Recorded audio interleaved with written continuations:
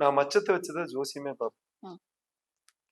ஒரு ராசி சொன்னா உனக்கு என்ன மச்சம் இருக்குது அப்படின்னா அந்த மச்சம் இருந்தாதான் அந்த ராசியும் நட்சத்திரம் அந்த பகுதியில் இருக்கணும்.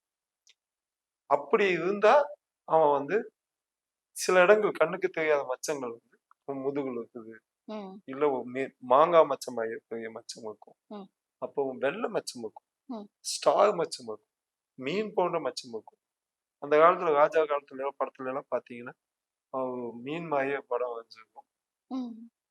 அந்த அந்த அந்த மச்சத்தை வச்சு அவன் பின்னாடி பெருசானக்கப்ப இந்த மச்சம் தான் அந்த நாட்டோட ராஜா ஆமா. கொஞ்சம் ஆமா. கதையில சொல்லுவாங்கல்ல.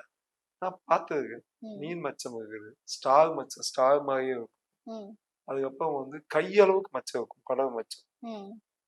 ஒரு கை அளவுக்கு ம். முதுகுலையோ பட்டக்ஸ்லயோ கண்ணுக்கு முன்னாடி இருக்காது. ம். சில பேர்த்து கையில இருக்கும். ம். அப்ப ஜாதகமே இல்லைன்னு சொல்றவங்களுக்கு குணத்தையும் மச்சத்தை வச்சுதான் கண்டுபிடிக்க முடியும்.